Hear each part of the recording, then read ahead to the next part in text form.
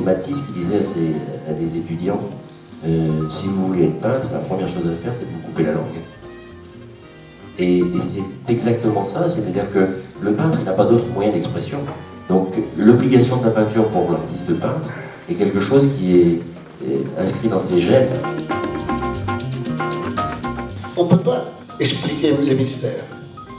Les mystères, c'est les mystères, on les prend comme ça, faire de la peinture. C'est pas l'affaire, c'est de s'y mettre dans l'état de l'affaire.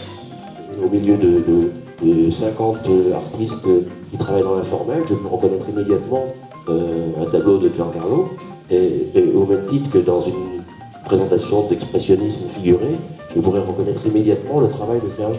Et je crois que c'est important, la personnalisation de l'œuvre dans son propre territoire.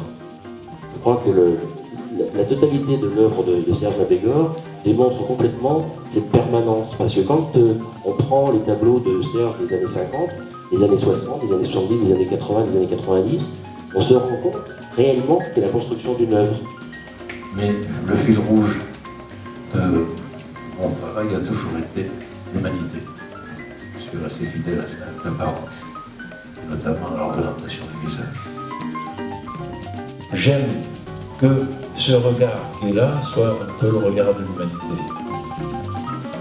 Qu'il y ait quelque chose à mâcher dans une peinture, jusqu'à satiété du bonheur de la matière. Ça, c'est vrai que... et c'est quand même... Cette époque est assez extraordinaire.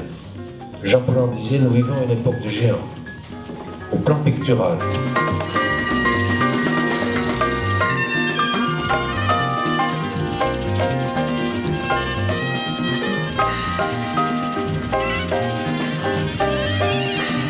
Mais l'esthétique, c'est quelque chose de fondamental. Je suis sûre que l'esthétique, c'est la mère de l'éthique. Les choses qui sont pas bien sont surtout pas belles. Et une chose qui est vraiment authentique, elle est forcément belle. La peinture fait partie de l'histoire de l'humanité et en ce sens, elle ne peut pas avoir de fin. La peinture s'arrêtera quand le dernier homme sera mort.